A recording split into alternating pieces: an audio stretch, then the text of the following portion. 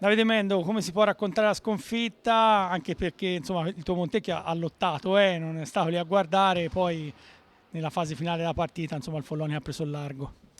Sì, diciamo che la differenza tecnica è evidente, insomma, è chiaro che eravamo venuti qua per fare un'altra partita, purtroppo ci siamo anche un po' riusciti fino a 5 minuti alla fine del primo tempo, poi quello che mi lascia un po' così è che prendiamo gol su errori, magari su azioni più facili da difendere e non prendiamo gol su azioni che il Follonica effettivamente studiava, faceva bene, e lì anche a volte per un po' di fortuna, sinceramente, però non abbiamo preso gol su quelle situazioni, abbiamo preso gol sulle situazioni un po' più facili, sull'uno contro uno, sull'uomo in mezzo all'area che non lo marchiamo e quindi poi la partita cambia.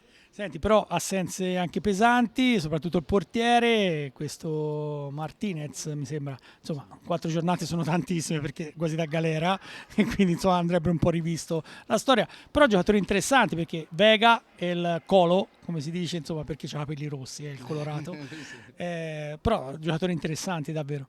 Sì, no, siamo una squadra giovane, come dicevi te, stiamo pagando non perché Christian Cocco che sta giocando da 3 giornate stia facendo male, anzi sta facendo anche più di quello che dovrebbe perché sta comportando bene.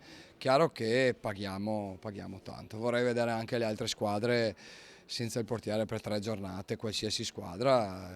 Martinez è un portiere di valore, sta avendo un rendimento molto alto in questo campionato e in una squadra come la nostra si sente la sua Tra mancanza. l'altro figlio d'arte perché sia il nonno che il padre portieri anche loro del Barcellona, Esatto. quindi insomma Sì, sì, esatto, ce l'ha esatto. nel sangue. Sì, sì, sì, no. Adesso sabato rientra e speriamo di ricominciare un altro campionato. Siamo fiduciosi comunque. L'ultima battuta, è chiaro che ogni punto conta perché poi insomma con i playout si portano dietro, questo Montecchio, la prima esperienza in Serie A1, ci vuole rimanere.